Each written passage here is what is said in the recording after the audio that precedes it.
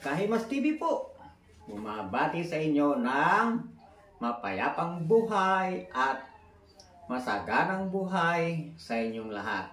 Sana po ay wala kayong mabigat na karamdaman at walang maraming problema sa ating pangangatawan. May tip po si Kahimas TV dahil ito po ay bilang karanasan na sa mahabang panahon na ako ay mahawak ng aking mga pasyente. Ang pasyente po ay maraming klase. Pero ang marami po sa kababaihan ay mahihiluhin. Bakit po nagiging mahihiluhin ang babae? Ang una po sa inyo ay hindi ko naman talaga pinagdidiinan ito. Ang karamihan po ay tamad magsuklay. Yan. Tamad magsuklay. Sabi niya, ginanon ko lang ng kamay ko, dito lang naman ako sa bahay. Kaya yun na lang ang ginawa niyang suklay, inabot na ng maghapon. Pero anong sakit niya? Siya po ay mahihiluhin. Ayan, totoo po yun. Kasi marami pong nangyayari sa atin. Napupuyat tayo. Nalilipasan tayo ng gutom. Tapos marami pang problema.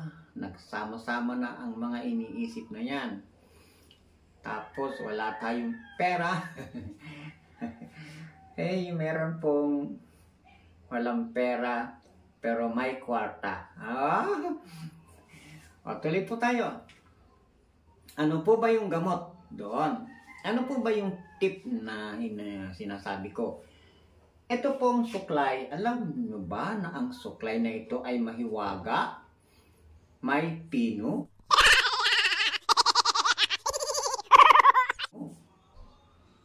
May magaspang? May pino? Oh. Bakit ito ay mahiwaga? Kasi ito ay hindi ito susuklay sa inyo kung hindi nyo ito gagamitin. Ang kahiwagaan nito ay inuutusan ka nito na suklayin mo ang buhok mo. Ganyan. Ganyan po ang pagsusuklay. Ilang beses po Kahimas TV, official. 50 count po tuwing umaga. Kung mahihiluhin ka, oh, yan. Eh bakit po umaga? Mayroon pa pong gabi. Sa gabi po ay 50 count din bago ka matulog. Ito, tandaan nyo, ito ang bawal. Bawal po maligo pagkatapos magsuklay ng ganito. Pero ang gawin mo muna, maligo ka muna. Maligo ka muna. Pagkatapos mo maligo, punasan mo ng tuyong-tuyo ang iyong buhok para ikaw ay hindi mapasama kapag ka nagsuklay ka na nagsuklay ng maraming beses nito. At ito ang mangyayari. 3 araw. May resulta na yan na maganda sa iyo. Ang resulta niyan, alam mo kung ano na? Hindi ka na masyadong nahihilo. Yan. Sipag-sipagan mo magsuklay. Meron pang isa. Ito ay tapos na. Si suklay na mahiwaga. At dito naman tayo kay hair dryer na mabisa. Dalawa. Yung kaiba sila, no? Pasensya na kayo, bungal pa si Kahimas TV. Kasi po, on the way po yung pagpapabunot ng ngipin. At tuloy ko na po. Basta pasensya na po. Yung kadaldalan ni Kahimas TV, pagpasensya nyo na po. Tutuloy ko na. Dito naman sa ating hair dryer. Ano ba ang gamot nito? Yung manas. Bakit gamot sa manas yan? Ang gagawin nyo po dito ay ito. Ibababa ko lang po muna yung camera, ha? Ibababa ko po muna yung camera. Ganito po ang gagawin dito. I-on mo to. Ayan. Kung nakatapat kayo yan. Yan, sa akin, mainit, oh. At ito po ay ganito ang gagawin mo sa talampakan mo. Yan. Ganyan po ang gagawin mo dyan sa talampakan mo.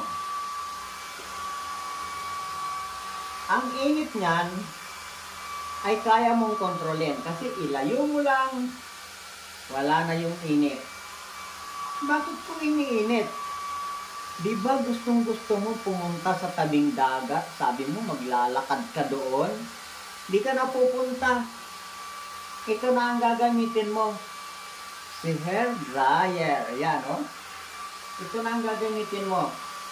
At ikaw pa ay makakakontrol kung gaano mo kainit i-apply sa paang yan. Ang effect po niyan, pagpapawisan ka dito. Pagpapawisan ka dito. At pagpapawisan ka sa leeg. Alam nyo ba na ang inyong manas ay huhupa? Bukod sa nainitan noon, naiihi mo pa, naipawis mo pa. Aba, ang daming resulta. Para ka nga nagpunta sa tabing dagat. Kasi ang kasamaan sa tabing dagat, ilinakad mo sa mainit yung paa mo, inilubog mo naman sa tubig. Inilakad mo paahon yung paa mo sa mainit, naghugas ka naman ng tubig. Ito, hindi ka maghuhugas ng tubig. Pagkagamit mo nito, ay manatili kang hindi ka magbabasa ng tubig. Dahil yun, nice. Yun ang gamot sa'yo. Yun ang pinakamabisang gamot na ipinapayo ni Kahimas sa mga namamanas. Mga subscriber naming mga nasa abroad. At yan po ay makikita nyo ang resulta. Pati balakang nyo ay maaalis din ang sakit. Maniwala kayo. Totoo yan. Lahat po ng subscriber ko na nasa abroad, na from ka-business family, mabuhay po kayong lahat. Ingat po kayo dahil sa inyong kagandahang loob, sa inyong kabaitan, patuloy pong dumaragdag ang aking subscriber sa inyong mga kabutihan. Ang mabuti ay dinaragdagan ng Diyos ng buhay para lalong magbigay ng kabutihan sa kapwa.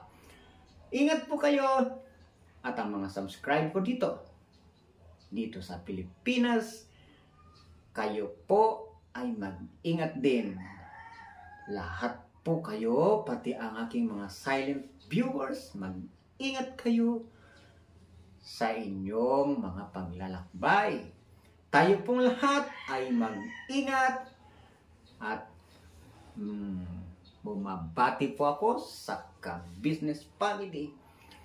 Salamat po ng napakarami sa inyo. Ang ipinagpapasalamat ko po buhat sa aking puso sa inyong pamilya. Ka-business official, ka-business family, lahat ng kagwang, lahat ng ang aking channel ay nababanggit sa inyong pagbablog. Naku, saludo po ako sa inyo. Napakabuti nyo po. Lalo pa sanang dumami ang inyong mga subscriber. At lalo pa kayo maraming matulungan. Wakiwak TV, Wakiwak Family, maraming salamat po sa inyo.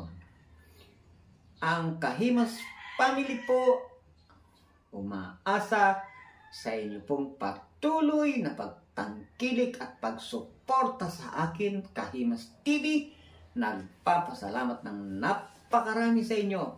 At gagawa po si Kahimas, lalo na't pagpapatuloy ang mga misyon natin.